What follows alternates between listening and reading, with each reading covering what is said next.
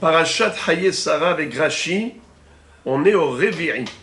Vayomer Baruch Adonai Elohe Adoni Avraham. Asher lo azav hasdo va'amito. Me'im Adoni. Anochi baderech nahani Adonai bet ahe Adoni. On avait vu précédemment que Eliezer a été comblé. Hachem a répondu à son souhait de la manière la plus parfaite. C'est qu'il avait à peine terminé cette fille-là que déjà Rivka est arrivée et très rapidement, elle a réalisé exactement tout ce qu'il avait demandé. Elle a répondu à tous les critères. Alors qu'est-ce qu'il fait après avoir entendu de la bouche de Rivka qu'elle était de la famille d'Abraham? Alors là, il se prosterne devant Akadosh Baruch Hu pour le remercier d'avoir comblé sa demande. Vayomer Baruch Hashem. Donc, le Baruch Hashem, le premier Baruch Hashem, Eliezer, même avant Yitro. Vayomer Baruch Hashem, Elohe Adoni Avraham. Asher lo azav hasdo, va'amito, me'im Adoni. Que Hachem soit béni, lui le Dieu de mon maître Abraham, qui ne l'a pas abandonné, qui a accompli du Hesed et du Emet. C'est-à-dire, il a gratifié et accompli sa promesse. Anochi baderech. Nahani Hashem bet ahi Adoni. Akadosh Baruch Hu m'a mis sur la voie de la famille de mon maître, Bet ahi Adoni. Dans la maison de qui? De Nahor, qui est le frère de mon maître Abraham. Puisque Rivka, bat Betuel, bat Nahor. Ben Nahor, pardon. Batarot sanahara vataged de betima kadebarim ha'ele. La jeune fille, donc Rivka, elle court chez sa mère pour lui raconter ce qui s'était passé. Vataged le bet ima Rashidi, derech hanashim haïta, lihyot lahen bait, lishev bo limlachtan, ve'en abat magedet, ela le ima. C'est-à-dire que il y avait la maison du père, la maison familiale, mais il y avait aussi la maison de la mère. C'est-à-dire que la mère avait une pièce à part où elle pouvait se retrouver dans son intimité pour ses affaires privées, pour travailler tranquillement. Donc il y avait toujours dans les maisons la pièce de la femme. Alors elle court dans Betima, dans la chambre où se trouvait sa mère, où sa mère se retrouvait régulièrement. C'est pour ça que ça s'appelle Betima, la maison de sa mère. Je répète, les Betima derech hanashim haïta liyot lahem bait lishev bo limlachtan ve'en abat magedet ela le'ima. Toutes les confidences à qui la fille va les faire, à sa mère. Elle se sent beaucoup plus à l'aise avec sa mère plutôt qu'avec son père. Généralement, c'est comme ça qu'il y a toujours un fusionnement entre la mère et la fille. Pasuk Kaftet. Ul Rivka, Ushmo Lavan. Et Rivka avait un frère qui s'appelle Lavan. Vayarotz Lavan el ha'ish hachutza el ha'ayin. Et Lavan va courir vers l'homme à l'extérieur. El ha'ayin. C'est quoi ha'ayin? Hein? Ha'ayin. Ha'ayin, c'est Ma'yan. Ma'yan, c'est la source. Donc, la contraction du mot Ma'yan, c'est Aïn. À chaque fois que Avoyom el Aïn, c'est Ma'yan. Vaïhi. Alors, Rashi dit quelque chose d'extraordinaire. C'est du jamais vu dans Rashi. Rashi dit Vayarotz, Lamaratz, Ve'almaratz. Qu'est-ce que ça veut dire? Rashi dit Lamaratz, Ve'almaratz. Lavan, pourquoi il a couru? Et par rapport à quoi il a couru? Qu'est-ce qui se passe? Ici, on nous dit tout de suite, on va dire c'est un cheveu dans la soupe. Un cheveu dans la soupe. Dans la soupe. Rivka avait un frère qui s'appelle Lavan, qui va courir vers Eliezer, vers le Marianne, là où il se trouvait, puisqu'elle a raconté qu'elle a trouvé là-bas près du puits. Alors Rachid dit, la maratz, vers Al-Maratz. Réponse, c'est le passouk d'après. Regardez le passouk d'après. Vayikirot et an-nezem, ve'et at-semidim, al yedei achoto, lorsqu'il a vu la boucle d'or sur le nez de sa sœur, et 2 bracelets en or sur le bras de sa sœur, ukshomro et divrei Rivka achoto les morts, kodiber elai ha'ish, qu'il a entendu ce qu'a dit sa sœur à propos de cet homme qui lui a demandé s'il pouvait venir passer la nuit ici. Vayavo el ha'ish, alors il court vers l'homme. Ve'ine omed ala gemalim ala aïn. Il se retrouve ici sur les chameaux proche du Marianne. Rachidi, les bêtes, Amar, il s'est dit, Ashirouze, Venatan Enav Bamamon. Il a dit, ah, il est riche celui-là. Et donc je vais tout de suite m'occuper de lui. Il n'avait pas vu les chameaux. Hein? Il n'avait pas vu les chameaux. Justement. Il lui propose de l'héberger lui et les chameaux. J'ai pas entendu la Ils question. n'avaient pas bu les chameaux. Et alors? Ils vont retourner au Marianne. Non, ils étaient encore là.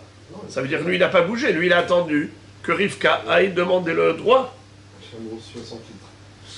Il a, lui, Eliezer, il attend. C'est-à-dire, Rivka lui a dit, c'est vrai, il y a chez nous de la place, mais elle n'est pas habilitée à l'introduire chez elle.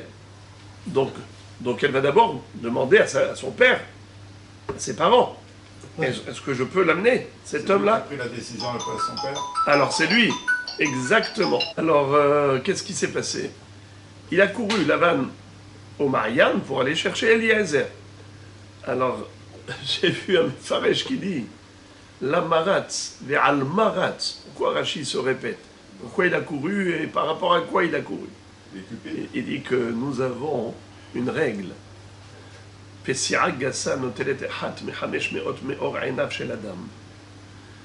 Un homme qui court trop vite, qui fait un bond brusque, il perd 1/500e de la vue. Alors, on se demande, Lavan, qu'est-ce qui t'arrive de courir comme un fou? Mais tu vas perdre 1/60e de la vue. 1/500e, pardon, de la vue. La Gemara dit que celui qui fait des bonds comme ça, il perd 1/100e. Et quand est-ce qu'il récupère? Shabbat. Shabbat, le vendredi soir, au moment du Kiddush. Eh bien, il dit Rashi, Nathan Ainav Bamamon. Il était prêt d'investir ses yeux pour l'argent. Ça veut dire qu'il était prêt à perdre la vue, mais rien que pour avoir l'argent. C'est joli dans le Rashi. C'est ce qu'on appelle on appelle ça un chassidish vort. C'est une réponse chassidique. Parce que ça tombe tellement bien dans le Rashi que l'amaratz ve'al maratz natan enav bamamon. Et après ça, donc, il était à la Gemalim, les Shomran, ve'u omed aleem esham esham. Qu'est-ce que ça veut dire omed à la Gemalim? Ça, on ne comprend pas ça. Mais il est omed à la Gemalim, il était debout sur les Gemalim, ça ne se dit pas.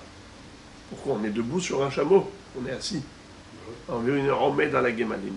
Rachid dit ici omed, ça veut dire comme on retrouve chez Abraham Avinu, ve'u omed aleem. Il y avait les malachim, les personnes qui mangeaient. En fait, c'était des anges. Mais Abraham Avinu a cru que c'était des hommes. Il les a invités. Il les a installés à l'ombre de l'arbre du Hechem. Et il s'occupe d'eux. Et la Torah dit Vehu Omed Alehem. Ils ont mangé debout. Hein? Ils ont mangé debout, non? Non, il leur a dit Sha'anu Tahataretz. Mais lui, Abraham, était debout. Pourquoi? Pour être à leur service. Donc, Vehu Omed, ça veut dire être au service d'eux. Être debout, ça veut dire que je veille sur la chose. Je suis dans un état d'éveil. Omed, c'est dans un état d'éveil. Donc il surveillait ses chameaux. Omed ala gemalim, ça ne veut pas dire qu'il était debout sur les chameaux. Il était là debout pour veiller sur les chameaux. Comme Omed alehem de Avraham Avinu. Alors, qu'est-ce qu'il lui dit? Lavana Eliezer, Vayomer, Bo Beruch Hashem, viens toi le béni de Dieu. Lamata Amod Bahutz, pourquoi tu restes dehors? Ve'anochi piniti abayit, umakom la gemalim. Moi, j'ai évacué la maison. C'est quoi? J'ai évacué la maison. Quoi, pour te faire de la place, j'ai vidé toute la maison. C'est quoi? Oui, le sechel. Piniti abayit, mais avodat elilim. Je sais que toi, tu es un homme qui est donc serviteur d'Abraham, et de ce fait, c'est sûr que l'idolâtrie est interdite chez vous. Alors peut-être que tu vas refuser de rentrer dans une maison où il y a des idoles, t'inquiète. J'ai vidé, j'ai fait du nettoyage, j'ai vidé toutes les idoles, évacué toutes les idoles. Ce qui veut dire qu'il était prêt à vendre ses idoles pour l'argent de Eliezer. Exactement, bravo. On va voir que plus tard Rashi va dire Lavan Racha Aya Vekafatz les Daber Lifne Aviv. Il était Racha puisqu'il a pris la parole à la place de son père. Donc comme ici, comme il voit l'argent, il prend la décision au lieu de demander à son père. Ça rentre dans le cadre de la richesse de Lavan. C'est pour ça que j'insiste, parce que Rashi souligne en stabilo la maratz ve'al maratz, c'est pour montrer Lavan Racha depuis le début. On nous le présente dans la Torah. Ne croyez pas qu'il est sous un beau jour. Quand on voit dans la Haggadah de Pessah, c'est Ulmad ma bikesh Lavan Arami la asot li Yaakov Avinu, sheparo lo gazar ela ala zecharim, ve Lavan bikesh la akor et akol. On a affaire à Lavan Arami qui était terrible depuis le début. Mais dans le Midrash, il est dit que il est venu pour tuer Eliezer, pour lui prendre tout son argent. Eliezer, il a prononcé le nom d'Akadosh Baruch Hu, le Shem HaMeforach, et il a survolé. C'est pour ça que c'est écrit Omed ala Gemalim. Omed ala Gemalim, il se tenait au-dessus en suspendant les airs. Il lui dit: qu'est-ce que tu fais là? Lui, Eliezer, quand il a vu la course de Lavan, il s'est dit à savoir s'il ne cache pas derrière lui un couteau pour le tuer, pour prendre son argent. D'ailleurs, c'est ce qu'il va faire son père. Mais Touel, on va voir qu'il va vouloir l'empoisonner. Donc c'est pas étonnant que de Rechaim, pareil, il faut s'en méfier.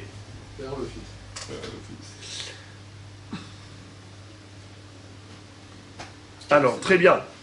Il lui dit: voilà, j'ai fait de la place pour les chameaux. Vayavo ha'ish, habaïta. Alors, l'homme, c'est-à-dire Eliezer, il vient à la maison. Vayfatah hagemalim. Qu'est-ce que ça veut dire Vayfatah hagemalim? Il les a délivrés. Très bien. Il a retiré la muselière des chameaux. Comme ça dit Rashi, Vayfatah hagemalim, itir zamam shelahem.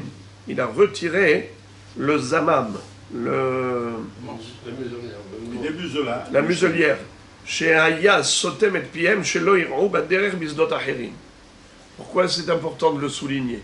Franchement, on a besoin de connaître ce détail aussi. C'est pour mettre en relief qu'il faisait très attention de ne pas laisser les chameaux brouter dans le champ d'autrui.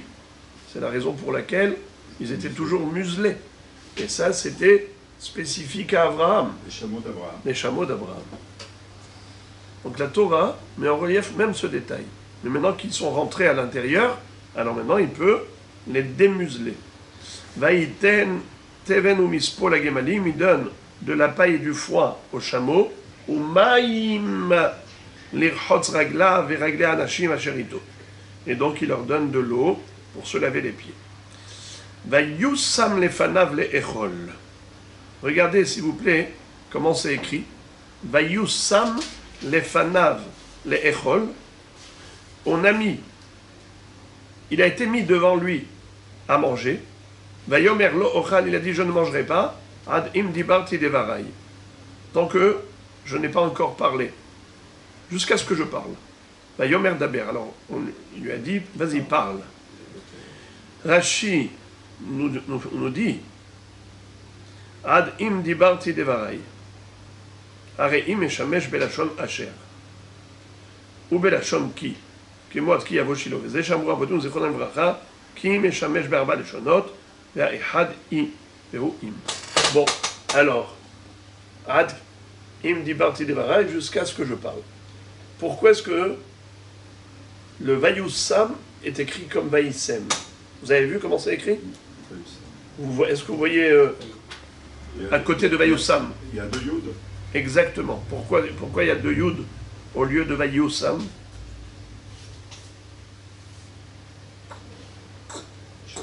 Alors,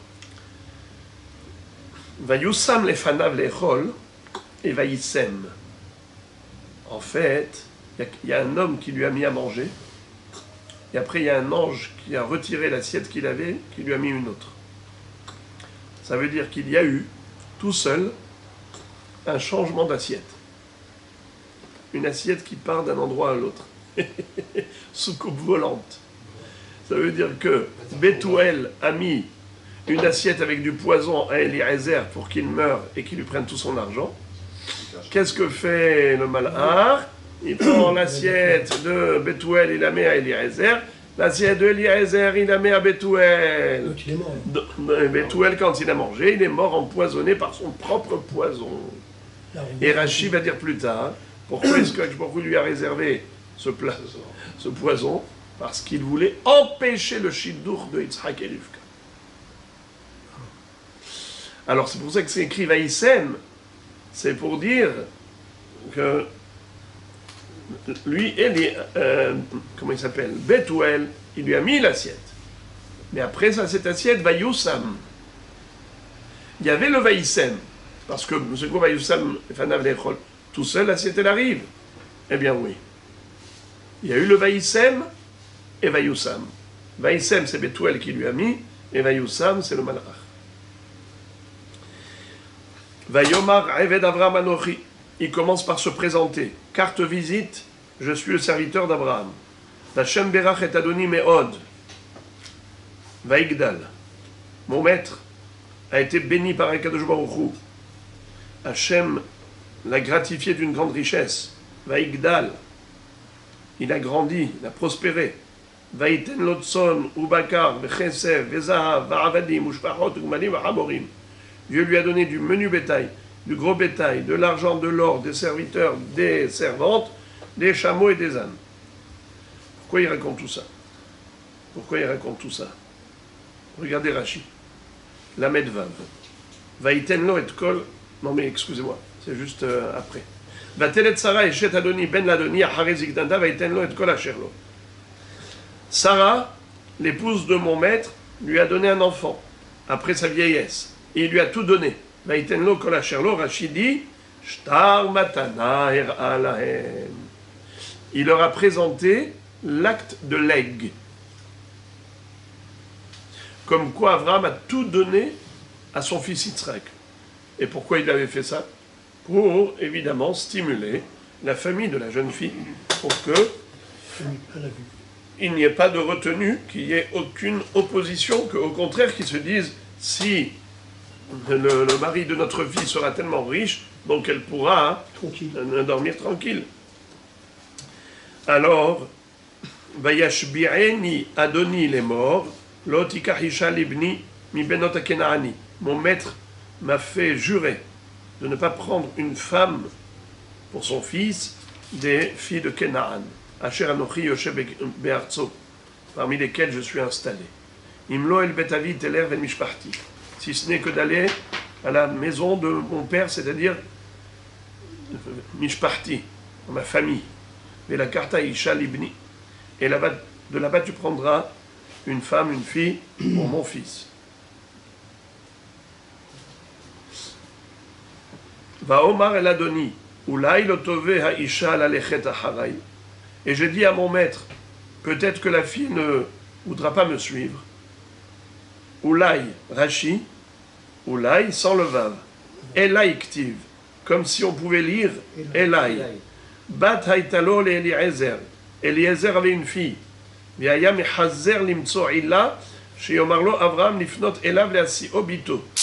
Il cherchait un prétexte pour que Abraham veuille et accepte de donner son fils Yitzhak à sa fille, Amar lo Avraham, Avraham lui a dit, Beni Baruch, Veata Arur, Ben Arur Midabek Bebaruch. Il a dit, mon fils est de race bénie, et toi, tu es de race maudite, et donc un Baruch ne peut pas s'attacher et s'associer à Arur. Un béni et un maudit, on ne peut pas les marier ensemble. Alors évidemment, quelle est la question qui saute aux yeux? Comment Abraham, l'homme de la bonté, peut dire des paroles aussi vexantes à son serviteur fidèle? Alors on va, mais Azrat Hashem, clarifier cela. Va avo ayom, et il leur raconte exactement ce qui s'est passé.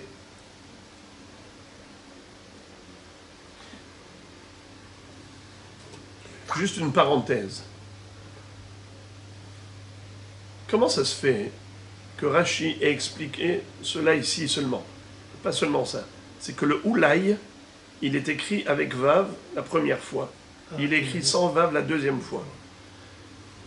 Au moment où Eliezer avait dit à Abraham, peut-être que la fille ne voudra pas me suivre. C'est là qu'il aurait dû mettre. C'est là où on aurait dû enlever le Vav. Parce que c'est à ce moment-là qu'il lui a dit, j'ai une fille. Pourquoi est-ce que c'est dans le deuxième Oulaï, quand il est en train de raconter aux parents de Rivka qu'il avait dit à Abraham, Oulaï l'otové Aïcha lechet acharai. Oui, mais là, ce qu'il a juré, il a rencontré la fille. Maintenant, il ne peut plus faire marche arrière. Il a donné les bracelets, les trucs qu'elle a choisis. Donc, tu peux dire vraiment quelle était son intention primaire. Fais tu vois quoi. Oui, mais est-ce qu'au moment où il avait raconté à Abraham, est-ce qu'au moment où il avait proposé à Abraham sa fille, il lui avait dit Oulaï, c'est Elaï. Qui parle. Il a bien parlé. C'est Abraham qui l'a dit ça. Oui. Donc c'est à ce moment-là que Rashi aurait dû mettre en relief la kavana, l'intention de Eliezer, qui est sous-jacente dans cette demande, en disant Oulaï l'otové Aïcha lechet acharai. Alors là-bas, Rashi aurait dû dire Elaï sans vav, pour se dire Mais là, Elaï. c'est écrit Oulaï. C'est écrit Oulaï la première fois. La première fois, c'est écrit Oulaï avec vav. Avec 20. Et la deuxième fois, Oulaï sans vav, qui veut dire Elaï. Mais en réalité, quand est-ce que Eliezer avait dit ça à Abraham? À quel moment? La première fois ou la deuxième fois? Quand est-ce que Eliezer a dit ça à Abraham? Quand il lui a parlé à Abraham ou bien maintenant? Quand il parle aux parents de la fille? Maintenant. Non. Mais non. Puisque il avait dit à Abraham, c'est ce que nous dit Rashi. Amarlo Abraham béni Baruch. Amarlo Abraham béni Baruch ve'ata arur ve'en arur midabek bebaruch.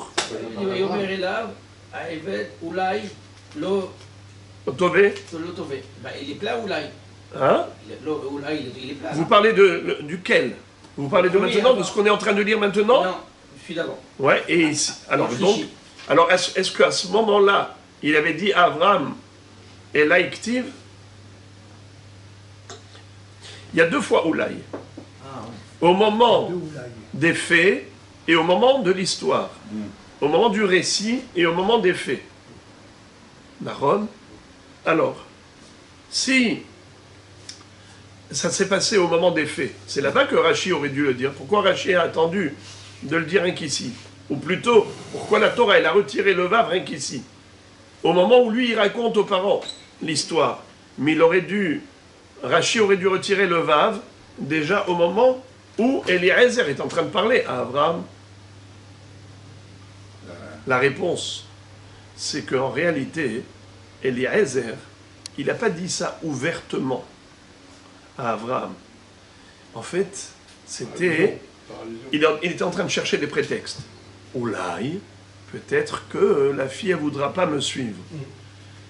Et en fait, Oulaï, vous savez que le vav du Oulaï, c'est comme halvaï, pourvu que. Exactement. Il y a deux façons de dire peut-être. Peut-être, Oulaï, mais il y a peut-être peine. Par exemple, Ishameru lachem, peine ifte levafrem. Prenez garde, de peur que. Alors, quelle est la différence entre Oulaï et Pen? Ah ben, les peines, il y a un point d'interrogation, c'est pas la même chose. C'est pour dire que la différence entre les deux, c'est que quand je dis Oulaï, c'est que je veux que ça se passe. Oulaï Behemet, Timtsa Edze. Alors peut-être tu vas trouver, on veut que ça se passe. Il voulait que ça échoue. Et quand on dit Pen c'est au contraire, je ne veux pas que ça se passe. Il y a deux peut-être. Il y a le peut-être qui est souhaité, il y a le peut-être qui n'est pas souhaité. Mais peut-être il y a un risque, peut-être il y a une chance. Le Oulaï qui a une chance, c'est le Oulaï que l'on utilise pour dire peut-être que oui, on veut bien que ça se passe comme ça. Et Pen, c'est oulala, il y a un risque. On ne veut pas que ça arrive comme ça. Mais peut-être ça peut arriver, attention, Pen. Pen iftel evafrem, ishameru lachem, pen iftel evafrem. Consciemment, il voulait que ça échoue. Voilà. Eliezer, il voulait que ça échoue pour que Abraham se tourne vers lui, lui dit donne-moi ta fille pour mon fils Yitzhak. Mais maintenant, quand il était concerné, il ne s'est pas rendu compte. La personne, elle se rend compte du problème que lorsqu'elle est détachée. Tant qu'elle est à l'intérieur, elle se noie dans le verre d'eau. Quand est-ce que la personne se rend compte de tous les problèmes qu'elle avait, quand elle a réussi psychologiquement à sortir de là, ça y est, maintenant, il a pris du recul, il a pris de la hauteur, il voit les choses globalement, il dit, je vois qu'à ce moment-là, mon cœur n'était pas pur. À ce moment-là, j'avais des intérêts. Et maintenant, il dit Ezer, une fois qu'il a donné les bracelets à Rivka et qu'il s'est déjà engagé vis-à-vis d'elle, alors là, maintenant, ça y est, il se calme. Maintenant, il est en train de leur parler. Alors là, il est calme. Et là, il se rend compte du problème. Alors, qu'est-ce qu'il leur dit? Va avo hayom el aïn. Je suis arrivé aujourd'hui à la source d'eau, Marianne. Hayom yatsati, hayom bati. Mikan shekaftsalo haaretz. Il leur dit, vous voyez, qu'est-ce qui s'est passé? Aujourd'hui, je suis sorti de là-bas, de Hebron, et aujourd'hui, j'arrive ici à Aram Naharaim en un jour. Kaftsalo haaretz. Il a eu un S de rétrécissement du parcours. Aujourd'hui, vous faites un parcours de quelques kilomètres, ça vous met 3 heures avec tous les bouchons. Et quand il veut, c'est le contraire. Il te rétrécit le parcours. Et tu fais en un jour ce qu'il aurait fallu quelques jours pour arriver. Alors maintenant, avant de continuer, Rashi cite un midrash. Amar Rabbi Aha, Yafa sihatam shel avdei avot, lifnei hamakom, mitoratam shel banim, share parasha shel Eliezer, kefula batora, verbe gufet Torah lo nitnu ela birmiza. Il y a quelque chose de surprenant dans le sujet de Eliezer. La Torah, elle est en train de nous raconter tout ce qu'il a dit. Alors, elle nous a raconté quand les choses se sont passées. D'abord, quand Abraham lui a donné l'ordonnance, il lui a donné les directives, et après ça, comment ça s'est passé. Et maintenant, en plus, la Torah nous raconte qu'est-ce qu'il a raconté. Alors là, alors que nous retrouvons des sujets extrêmement importants au niveau des mitzvot, que la Gemara elle déduit d'un mot, parfois même d'une lettre. Alors comment ça? Pour les mitzvot de la Torah elle est économe, elle est avare dans les mots. Elle te dit des choses qui sont très concises. Et ici, pour nous raconter une histoire, elle te raconte une fois, 2 fois, 3 fois. Mazé. Tu dis, Yafa sihatan shel avdei avot mitoratan shel banim. Akadosh Baruch Hu, il apprécie davantage la conversation des esclaves, les serviteurs de nos maîtres. C'est qui l'esclave? Eliezer, c'est le serviteur de Abraham Avinu. Ce qu'il a dit, la Torah elle a retranscrit. La Torah elle écrit ce que Eliezer a parlé aux parents de Rivka pour avoir la fille, pour avoir Rivka. Mais pourquoi est-ce qu'on nous met ça dans la Torah? Ça veut dire qu'Akadosh Baruch Hu il apprécie. Il y a fa sihatan shel avdei avot mitoratan shel banim. Et la question qu'on va poser dans 2 minutes, comment est-ce possible? Est-ce qu'il y a quelque chose de plus important que la Torah elle-même? Mais le monde, il a été créé pour la Torah, pour les mitzvot. Alors comment ça se fait que le sujet des mitzvot, la Torah nous en parle brièvement, de manière très concise, et que pour une histoire comme celle-là, la Torah elle nous raconte longuement et en détail. Même Guimel. Donc il le raconte. Ine anochi, Va voyom el aïn, je suis arrivé. Figurez-vous, je suis sorti aujourd'hui de chez moi, je suis déjà arrivé. Alors que ça mettait quelques jours pour arriver. Va Omar est devant le puits. J'ai demandé à Kadosh Baruch Hu, Hachem Eloké Adoni Avraham, le Dieu de mon maître Avraham, Im Yeshrana Matzliach Darki, si tu veux me faire réussir dans mon chemin, dans ma mission, Asher Anochi Olech Alea, Ine Anochi Nitzav Al Ein Amaim. Voilà maintenant je me tiens debout devant le Marianne. Ve'aya Alma Yotzet Lish'o ve'amarti le'ashkinina me'at ma'im mikader. Que la jeune fille qui vient sortir pour puiser de l'eau et que je m'adresse à elle en lui disant donne-moi à boire un peu d'eau de ta cruche. Ve'amra elai gam ata shete ve'gam nigma lecha esh'av hi ha'isha asher hochiach Hashem leben Adoni. Elle me répondra en disant toi aussi tu pourras boire et même tes chameaux. Eh bien c'est elle la femme que tu as destinée, réservée au fils de mon maître. Pourquoi il écrit le mot gam deux fois? Amra elai gam ata shete ve'gam nigma lecha esh'av. Pourquoi il y a écrit gam? Le gam nigma lecha, ça se comprend. Toi et aussi tes chameaux. Mais pourquoi il lui a dit toi aussi et aussi tes chameaux? Pourquoi il y a écrit deux fois? C'est deux chesed différents. Gam Quel ata, chesed? gam gmalecha. Elle insiste. Oui, mais Elle a donné un elle aurait pu dire V'amra elai shete ve'gam nigma lecha esh'av. Puisqu'il lui a dit donne-moi à boire. Elle lui dit bois. Pourquoi il dit gamata? Rachid dit gamata gam les rabot anashim she'imo. Pas seulement toi, tous tes hommes. Gam ata. Et aussi gam gmalim. Ochiyah birer veodia.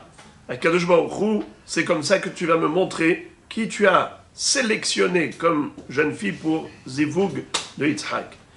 Alors, Ani terem achalel edaber el libi, je n'ai même pas eu le temps de terminer ma prière. Et en plus, je parlais à voix basse, personne ne pouvait m'entendre. Veine Rivka yotzet vechada al shichma. Et voilà que Rivka, elle sort avec sa cruche sur l'épaule. Va tereda aina vatish'av. Elle descend dans la source et elle va puiser. Va omar ele ashkinina. Et je lui ai demandé de me donner à boire. Va temaher rapidement. Va toret kada me'alea. Va tomer shete vegam gemalecha shke. Va esht vegam agemalim ishkata. Et elle m'a dit, bois, et même tes chameaux, je vais abreuver. Et c'est ce qu'elle a fait concrètement. Vaesh alota va omar batmiat. Alors je lui ai demandé son identité. Terudat zeut. Va tomer. Bat Betuel ben Nahor. Je suis la fille de Betuel, le fils de Nahor. Asher Yaldalo Milka. Betuel, c'est le fils de Milka, la femme de Nahor. Et on avait déjà vu qu'Abraham Avinu avait deux frères. Abraham, Nahor, Haran. Haran avait un garçon et deux filles. Lot, Milka, Iska. Iska, c'est Sarah. Quand Haran est mort, vous savez comment il est mort, Haran? Oui. Comment? C'était dans la fournaise. Exact. Nimrod, il avait jeté dans la fournaise ardente. Ouais, il a Parce cru que qu'il Nimrod lui a dit, miracle. avec qui tu es toi? Avec Abraham ou avec moi? Et lui, il a dit Parce que dit, Abraham, il a dit à, je sais pas encore. Nimrod a dit à Abraham Non, de se prosterner. Il allait bénéficier du même miracle. Et lui, il a refusé de faire Avodazara. Il lui a dit, si tu refuses, je te jette dans la fournaise. Il dit, mais maintenant toi, Haran, tu te prosternes? Alors, Haran n'a pas répondu. Il a dit, je vais voir qui va gagner dans cette histoire, Nimrod ou Abraham. Je suis avec le gagnant. Quand on a jeté Abraham dans le feu, qu'il est sorti vivant, Haran dit, moi je suis avec Abraham. C'est-à-dire, je ne me prosterne pas. On l'a jeté à lui aussi dans le feu, et il est mort. sauf qu'il est barbecue. Alors, Hachamim disent, comment ça se fait? Parce que c'est écrit comme ça. Kol ha-moser atzmo, al menat she'osim lo nes, en osim lo nes. Kol ha-moser atzmo, al menat she'en osim lo nes, osim lo nes. Quelqu'un qui fait une vraie Messirut Nefesh, il est prêt à mourir pour Hachem, il lui fait le nes. Mais quelqu'un qui fait le calcul, il dit, attends, de toute façon, Dieu va me sauver, alors je peux y aller. Donc c'est pas une Messirut Nefesh. Non. Vous voulez comprendre quelle est la logique là-dedans? Voilà la logique. Akadosh Baruch Hu se comporte avec l'homme, mida keneged mida, mesure pour mesure. Et donc, un homme, il fait des choses, on va dire, surhumaines. Akadosh Baruch Hu, il fait des choses surnaturelles. L'homme, il se limite à la nature humaine, eh bien, Baruch il se limite à la nature du monde. Avraham Avinu qui dit je suis prêt à ce qu'on me tue, qu'on me jette dans le feu. Et je ne vais pas, Hazve Shalom, faire la Avodazara. Eh bien, cet homme-là, il va au-delà de la nature humaine. Parce que, naturellement, un homme, il est attaché à sa vie. Et lui dit, non, je sacrifie ma vie pour Hachem. Je me redis, tu fais au-delà de la nature, moi aussi je vais faire au-delà de la nature. Le feu, il ne va pas te brûler. Haran, lui, quand il voit ça, il dit, ah, je fais des calculs. Il dit, moi, je me laisse jeter dans le feu que si le feu, il est froid. Mais n'importe qui peut le faire. C'est déjà plus pousser les limites de l'homme. Ça ne s'appelle pas aller au-delà de la nature de l'homme. Tu restes dans le cadre naturel. Eh bien, la nature, elle reste naturelle aussi. Et donc, le feu, il brûle naturellement. Bon, je ferme la parenthèse pour dire que Bat Nahor, Bat Betuel ben Nahor, donc il voit, c'est vraiment de sa famille. Alors, Moray Verabotai, quelle est la question qu'il faut poser?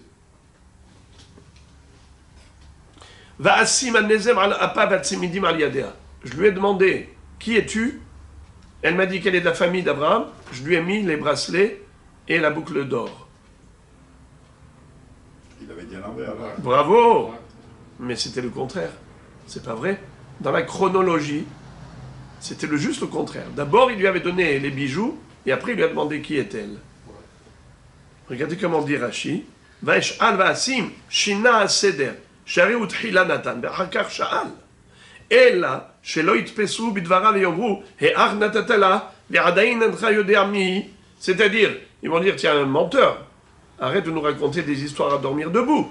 Parce que là, tu es en train de dire que s'il avait raconté le Hémet, il lui aurait dit, mais comment ça se fait que tu lui as donné avant de savoir qui est-elle? C'est pas possible, un homme, il va pas faire ça. Un homme logique. Normal. C'est pas normal. Alors, à Botaï, pourquoi il a fait une chose anormale? Question. Parce qu'il était convaincu quand il lui a donné. Mais pourquoi qu'est-ce qu'il a besoin? De toute façon, il va lui poser la question. De toute façon, il va lui dire qui es-tu. Alors, ça met encore 5 secondes. Qu'il attende. Qu'il soit sûr à 100%. C'est de la famille d'Abraham. Qui lui pose la question. Taterudat Zeut. Et une fois qu'elle lui dit qui elle est, qu'il lui donne à ce moment-là les bijoux. Pourquoi il fait l'inverse? Je vais répondre à ces questions, n'ayez pas peur. Vayaran Lavan Uptuel. Alors d'abord, Eliezer raconte. Vaekod vaeshtahav el Hashem. Je me suis prosterné devant Akadosh Baruch Hu. Vaavarech et Hashem Elokei Adoni Avraham asher inchani bederech emet. Lakahat et batachi Adoni libno. Et je remercie Akadosh Baruch Hu qui m'a mis sur le droit chemin pour arriver à atteindre mon objectif, de trouver la cousine de mon maître. Ve'ata, et maintenant, im yeshrem rosim chesed ve'emet, et Adoni agiduli. Et si maintenant vous êtes prêts à agir avec bonté à l'égard de mon maître et de me donner la fille, dites-le moi. Ve'imlo agiduli. Sinon, dites-le moi également. Ve'fne al yamin ou al semol. Je vais aller à droite ou à gauche. Qu'est-ce que ça veut dire à droite ou à gauche? Regardez comment Rashi explique. À droite, mi benot Ishmael. Al smol, mi benot Lot, shaya yoshev lismolo shel Avraham. Sinon, je vais devoir aller chercher une fille, soit une fille d'Ishmael, soit une fille de Lot, qui était à gauche d'Abraham. Vayaran Lavan ou Betuel. Lavan et Betuel ont répondu. Alors pourquoi s'écrit Vayaran au singulier, Vayaran Lavan? Rashi dit Racha Haya Vekafatz Leashiv Lifne Aviv. Il était Racha puisqu'il a répondu avant son père. Il n'avait pas de kavod, il n'avait pas de respect. Pourquoi il a répondu comme ça avant son père? Parce qu'il avait tellement peur que son père ne dise pas oui et que lui il va rater tout cet argent d'avoir tout cet argent, puisque sa sœur, elle va devenir milliardaire en une seconde. Puisque Abraham avait donné toute sa richesse à Yitzhak, il va avoir un beau-frère milliardaire. Alors il a eu peur que son père refuse. Alors tout de suite il dit, oui. Il a pris la Vayaran Lavan ou Betuel, et en effet même Betuel, dans la forme, Bethuel va lui dire, Vayomru, me Hashem yatsa hadavar, lo nuchal daber elecha ra'otov. Ce zivug, il est mina shamayim. Lo nuchal daber elecha, on ne pourra pas te dire le contraire. Les ma'en badavarazé de te refuser. Lo alide tshuvat davara, velo alide tshuvat davar agun. On peut te dire ni oui ni non. Les filles shenikar, je me Hashem yatsa hadavar, les filles dvarecha, shezimna lecha. Car on voit bien que c'est du ciel.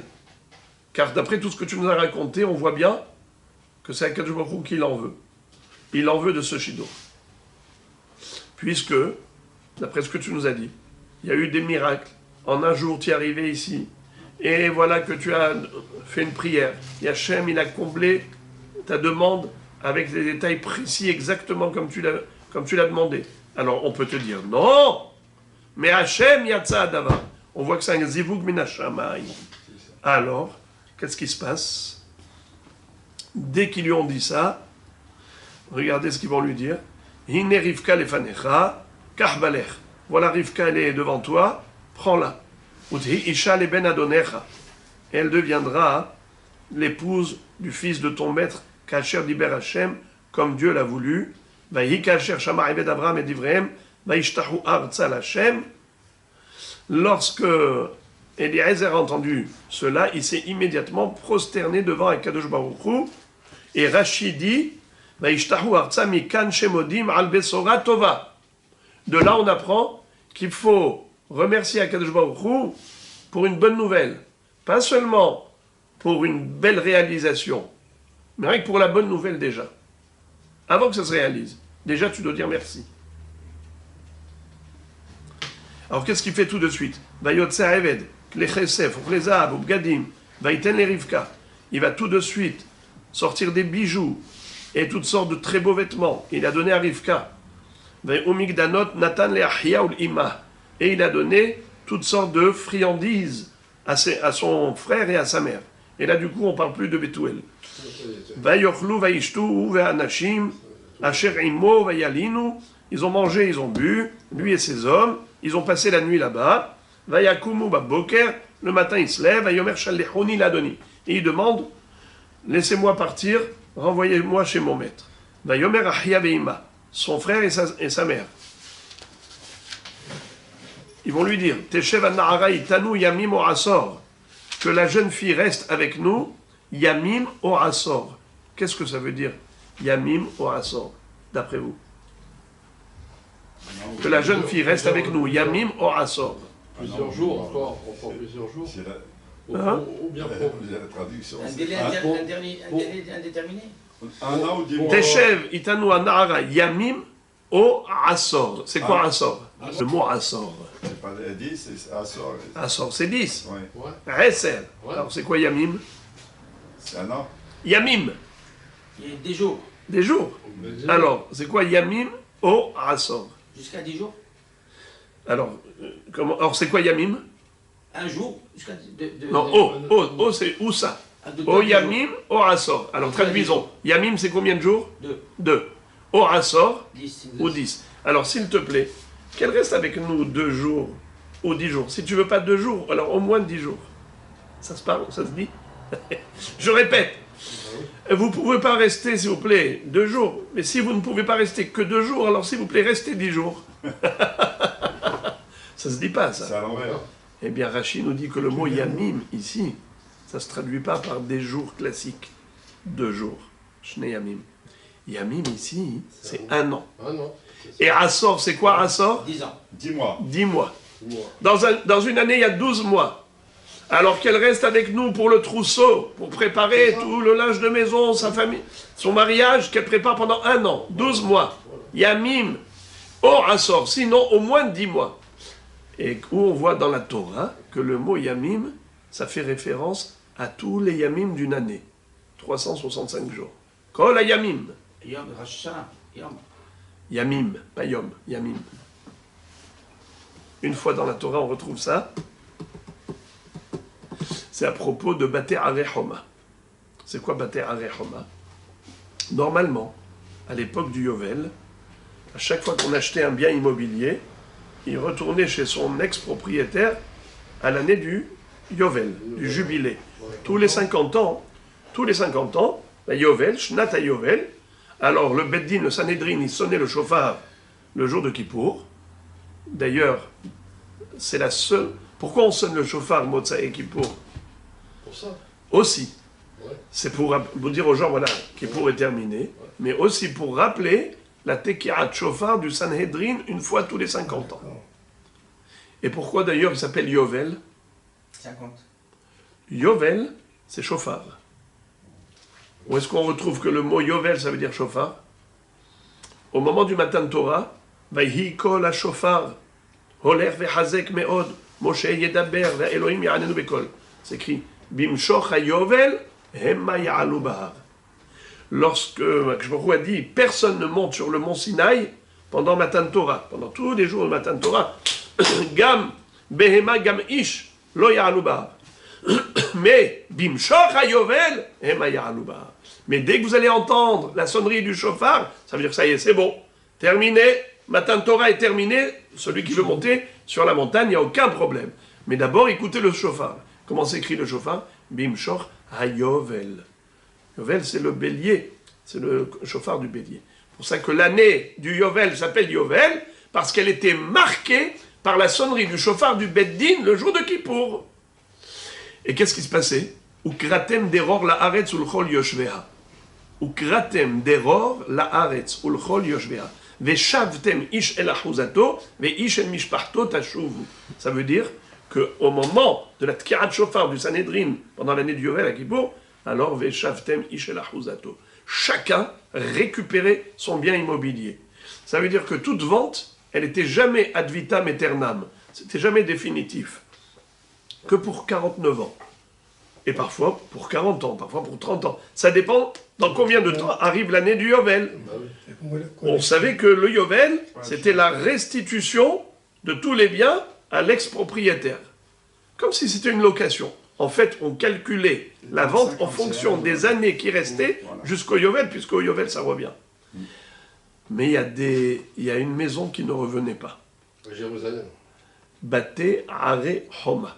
C'est-à-dire toute ville qui était bravo, une ville qui était entourée de murailles depuis Yehoshua bin Nun, toutes ces villes-là, eh bien, en Eretz Israël, les maisons, pas les champs, pas les sadot, que les batim, baté, are, homa, batim, bnouim, be'ayarot, sheyesh lahem homa, mimot Yehoshua bin Nun. Celui qui achète un appartement là-bas, Tabo. ah, alors ça y est, Tabo. Mais il y a quand même. Donc les tabos existaient. C'est plein pot. Mais par contre. Ah non. Quand il me dit téléphone. Tu parles français, toi? Ouais. Mais tout de même, il y avait une possibilité de rétractation. Après avoir signé pour le bien immobilier, alors il y avait possibilité de faire machine arrière, de se rétracter. Ah, c'est les villes où on fait le Purim le deuxième jour, c'est ça? Bravo. Je t'envoie le numéro. Bravo.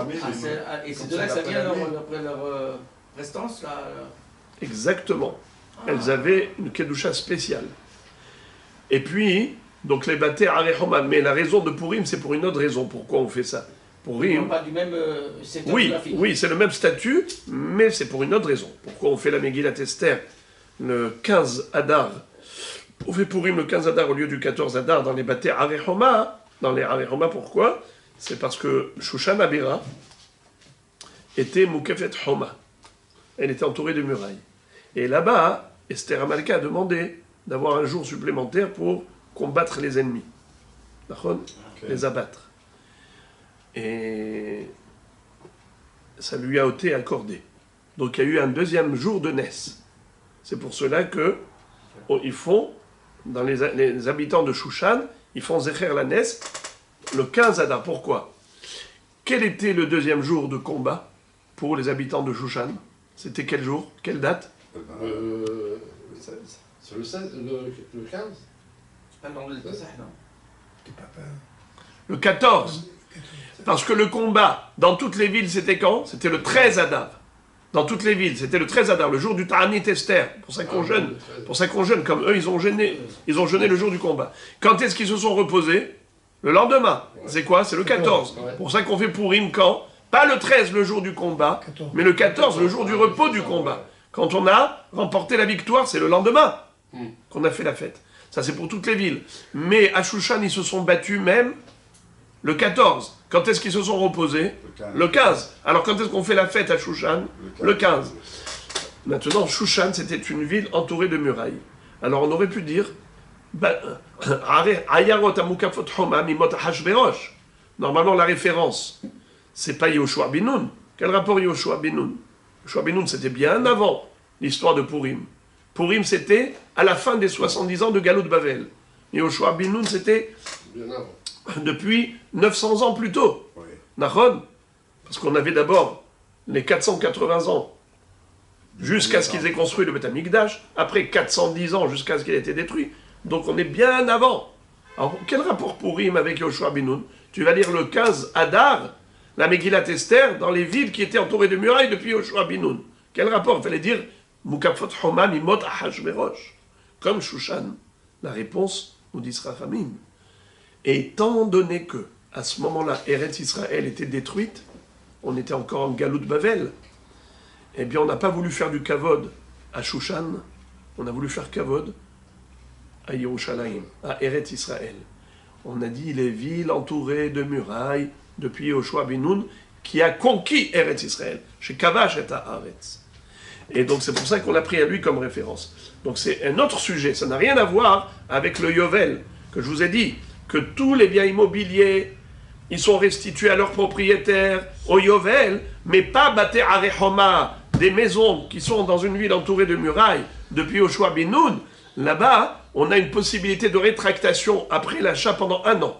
Pendant 1 an, tu peux revenir chez l'acheteur, tu lui dis, écoute, j'ai gagné au loto, j'ai plus besoin de vendre, tiens l'argent, rends-moi mon bien. Mais après 1 an, si tu n'as pas réussi à t'organiser pour avoir d'argent, pour récupérer et racheter ton bien, eh bien, ça y est. Vehaya la kone oto, la tsemitut, les dorotav. Celui qui l'a acheté, il reste propriétaire ad vitam aeternam. Mais, ici, mais là-bas, la Torah, elle a dit comme ça. Ad melotlo, shana temima, yamim tihye geulato. C'est quoi yamim tihye geulato? La geoula du champ. Comment on délivre un champ? Lui, il a vendu, parce qu'il n'avait pas d'argent, il avait besoin de liquidité. Sinon, un homme, il ne vend pas son bien immobilier. Personne ne vend le bien immobilier s'il n'est pas obligé de vendre pour gagner de l'argent. Sauf si c'est un investisseur. Mais si c'est quelqu'un qui achète pour habiter, jamais il ne te vendra sa maison. Pourquoi il va vendre sa maison? Un homme, s'il est obligé de vendre pour aller louer ailleurs, c'est parce que Mskin, il est pris à la gorge, il a besoin de liquidité. Alors, c'est pour cela que la Torah lui donne un temps de rétractation, 1 an. Yamim tihye geulato, le temps de délivrer son appartement. Ça s'appelle délivrance. Quelqu'un qui récupère son bien immobilier, il a délivré son bien. Parce que son bien, il était à lui, maintenant il était pris par l'acheteur, comme si il était pris en otage, et maintenant, Baruch Hashem, il a gagné beaucoup d'argent pour racheter ce bien. Donc c'était une bien, Rabotai maintenant, c'est ce que leur a dit Eliezer. Yamim o Asor. Yamim, c'est les 12 mois de l'année. Au Asor, ou 10 mois de l'année. Maintenant, c'est logique. Est-ce que vous êtes d'accord de me la laisser... les parents, ils ont dit, tu es d'accord qu'elle reste avec nous préparer le trousseau du mariage? 12 mois. Yamim. C'est quoi Yamim? Les Yamim de toute l'année, 365 jours. Au Asor, tu veux pas 12 mois, alors au moins 10 mois. Là, c'est logique. Mais on ne peut pas dire Yamim 2 jours et Asor 10 jours. Alors Abotai, qu'est-ce qu'il va leur dire? Il va leur dire, non, s'il vous plaît, s'il vous plaît. Il leur a dit, Lama te'aharu oti b'Hashem itzliach darki. Pourquoi? Pourquoi?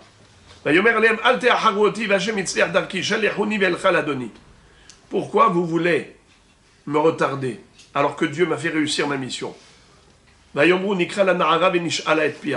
dit, on va appeler la jeune fille, on va lui poser la question à elle.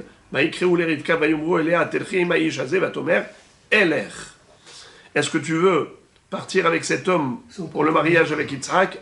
Elle a dit, oui, j'y vais.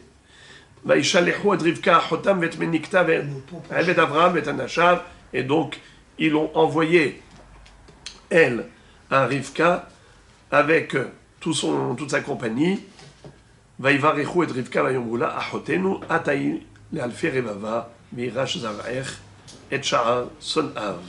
ils lui ont dit, ils lui ont fait une bracha.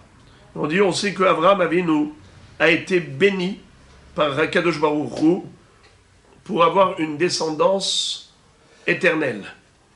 Comme il est écrit que Hachem a dit à Avraham Avinu, dans le Har HaMoriah, Harba Arbe Tzar'acha, Kechochve HaShamayim, Vechachol Asher Al Sefatayam. Yehi Ratzon, Sheoto Azera, Mimech Yetze, Velo Meisha Acheret. Pourvu que tu sois toi, la matriarche, que ce soit toi, la maman de ce Ham Israël, que Hachem a promis à Abraham de faire sortir de sa descendance, et bien que ce soit de toi et pas d'une autre femme. Parce qu'Abraham avait deux femmes. D'abord, Sarah, ensuite Agar. Yitzhak aurait pu avoir deux femmes. Rivka, elle était stérile pendant 20 ans. Il aurait pu épouser une autre. Et donc la bracha, elle serait passée par une autre femme. Ils lui ont dit, Yehi Ratson, que ça passe par toi, pas par une autre femme. Et c'est vrai que Yitzhak n'avait qu'une seule femme. Avraham en avait deux. Yaakov en avait 4. Yitzhak une seule. Pourquoi? Parce qu'ils n'avaient pas d'enfants, ils ont pris. Alors justement, eh bien là aussi, Yitzhak, il a eu une femme stérile. C'est le seul qui est resté. Yitzhak, il était gentil. Yitzhak, c'est le seul qui reste en Israël, il n'a pas bougé. Ah. Oui, je crois Il n'a pas bougé d'Israël, Yitzhak. C'est vrai, eh bien c'est pour la même raison, bravo.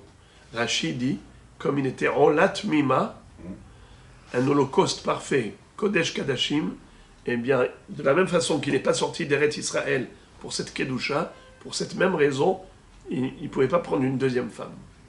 Uniquement Rivka qui lui a été réservée par Kadosh Baruch Hu, et donc c'est pour ça qu'il a dû prier très très fort, jusqu'à ce que Vayatar Yitzhak l'Hashem lenochach ishto ki akarahi vayater lo Hashem vatahar Rivka ishto. Il avait penché son cœur parce qu'il savait que si elle n'a pas d'enfant, lui n'en aura pas, il ne peut pas prendre une deuxième. Alors Rabotai. Pourquoi Hachem alors lui a bloqué Pourquoi Hachem lui a bloqué? Aïe aïe aïe, c'est beau. Pourquoi Kadosh Baruch Hu a bloqué Rivka? Parce qu'il faut qu'elle prie. C'est vrai, comme Sarah et comme Rachel et comme Léa, Nachon, tout le monde, elles ont toutes prié. Mais par rapport à Rivka, c'est spécial. Ouais. C'est très beau. Pour comprendre la réponse, une petite introduction. Qu'elle oublie son milieu. Presque. Parce que ça. Bilham avait voulu maudire le Ham Israël. Quand il a voulu maudire, Akshbaruch lui a dit Lo ta'or et ta'am, ki baruchu. Ne maudis pas Israël, c'est un peuple béni. Rashi explique. Bilham, quand il a vu qu'Akshbaruch ne le laisse pas maudire, il lui a dit alors tu sais quoi, je voudrais les bénir. Les bénir? Les bénir. Tu veux pas que je les maudisse, alors je vais les bénir.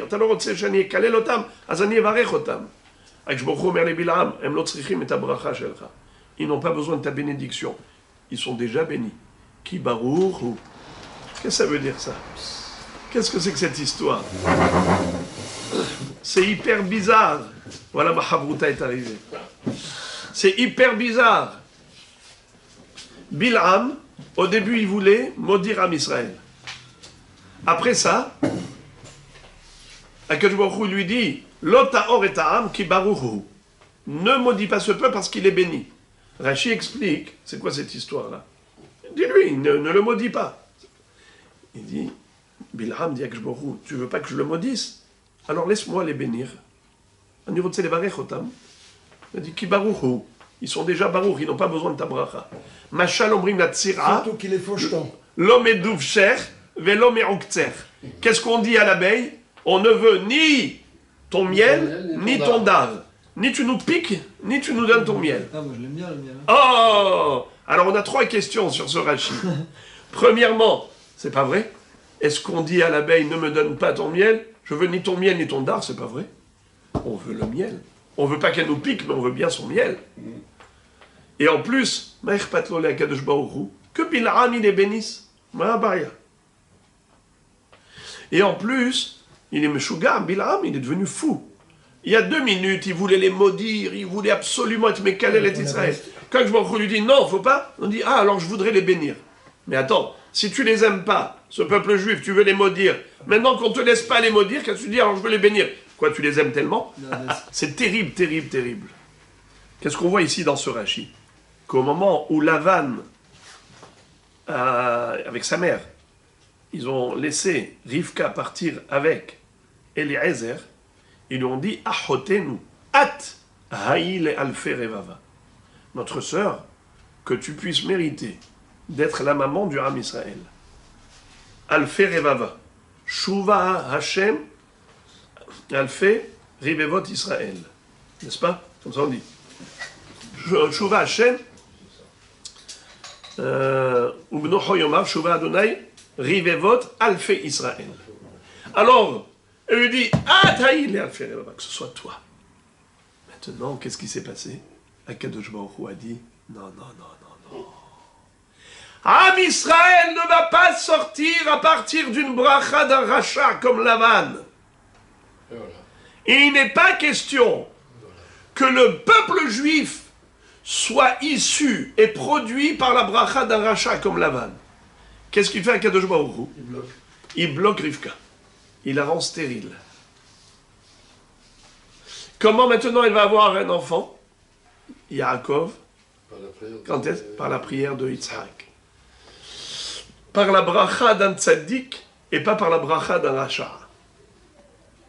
Shamata Elior. Lama Kadosh Baruch Hu asa et Rivka akara. Kede she'abracha shel Lavan lo titkayem. Lavan amar la. את, יהי רצון שאת תזכי להיות האימא של עם ישראל. אז זאת אומרת שאם עם ישראל היה יוצא מהבטן של רבקה, בזכות מי? בזכות הברכה של לבן. ברוך הוא לא רוצה שעם ישראל יהיה תוצאה של ברכה של רשע, כמו לבן. אז מה הוא עושה? הוא עושה אותה עקרה. אז זהו. איך בסוף היא יולדת? איך בסוף היא יולדת? גרס הברכה של יצחק. ויעתר יצחק לשם לנוכח אשתו כי עקרה היא ויעתר לו השם.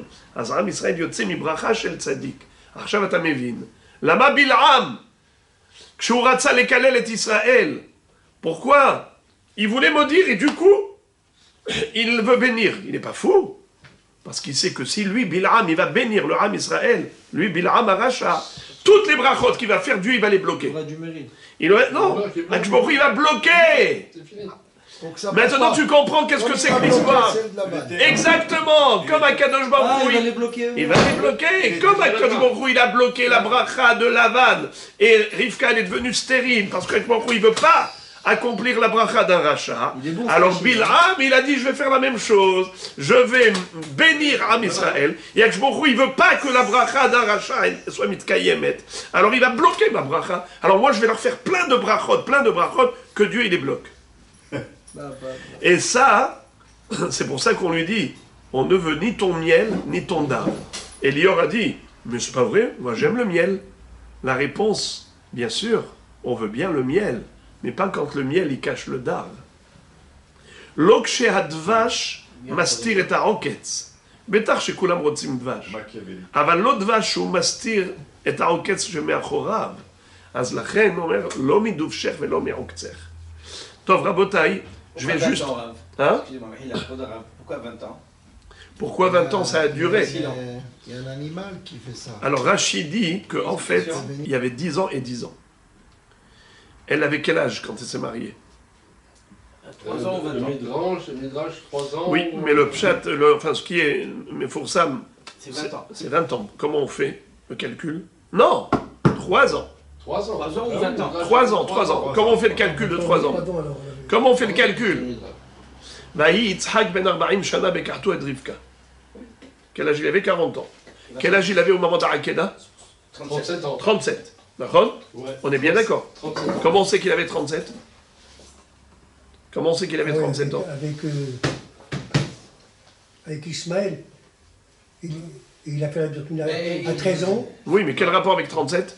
Mais c'est simple, parce qu'elle est morte à 127. Bravo! Ouais, c'est ça. Sarah, Par rapport à sa mère. Elle avait 90 ans quand elle aurait eu cet enfant. Ouais. Et elle est morte à 127. Ouais. Donc, c'est au moment de la Hakeda, à cause de la Hakeda. Ça fait quoi? 37 ans. 37. Donc lui, il avait 37. Il s'est marié à quel âge? 40. 40. Qu'est-ce que Baruch Hu lui a dit au moment de la Hakeda? Je vois ce que tu as dans ton cœur, Abraham. Tu es en train de penser à ton fils. Tu dis, aïe, aïe, aïe, si je l'avais fait, si je lui avais fait la shrita, il serait parti sans descendance. J'aurais bien fait de le marier. Baruch Hu lui dit, n'aie pas peur. Sache que maintenant, son zivoug est né. Rivka. Ça veut dire que jusqu'à la Hakeda, Rivka n'était pas encore née. Elle est née après la Hakeda. Comme si la Hakeda Yitzhak, elle a mis un nouvel enfant dans le monde. C'est un nouveau Yitzhak. Il y a le Yitzhak d'avant Hakeda, il y a le Yitzhak d'après Hakeda. Le zivoug n'est pas né avec le premier Yitzhak. Il est né avec le deuxième Yitzhak, après la Hakeda. Eh bien maintenant, elle a 3 ans. Alors maintenant, combien de temps il ne va pas avoir un enfant avec une fille de 3 ans? Donc il fallait attendre jusqu'à 13 ans. 10 ans pour qu'elle soit Réouya Lebia. 10 ans. Et Réouya, la laidette. Ok. Maintenant, à 13 ans, elle est apte à avoir un enfant. Combien de temps un homme il peut rester avec sa femme 10 ans. et qu'elle n'a pas d'enfant? 10 ans. 10 ans. Après 10 ans, qu'est-ce qu'il faut faire? Divorce. Il faut divorcer, prendre une autre. Ouais. Yitzhak, il ne pouvait pas. Puisqu'il était l'Holocauste sacré, il ne pouvait pas prendre une deuxième femme. Alors, donc il est obligé d'avoir une femme. D'avoir un enfant avec cette femme. Alors qu'est-ce qu'il fait? Il prie. Pour ça qu'elle était stérile pendant 40 ans. Pendant 20 ans, excusez-moi. 10 ans où elle ne pouvait pas avoir d'enfant naturellement. Et 10 ans par rapport à la stérilité. Là, maintenant, Yitzhak se met à prier à fond. Parce que ça y est, là, il n'a plus le choix. Ouais. Exactement. Baruch Tiyeh. Maintenant, sachez que sur tout le sujet, j'ai une série d'à peu près 10 questions, mais Be'ezrat Hashem Idbarach Bli Neder, jeudi soir, on va étudier ça. Amen. D'accord? Et on donnera une réponse qui sera sur tout le sujet pour répondre aux 10 questions. Azakobar.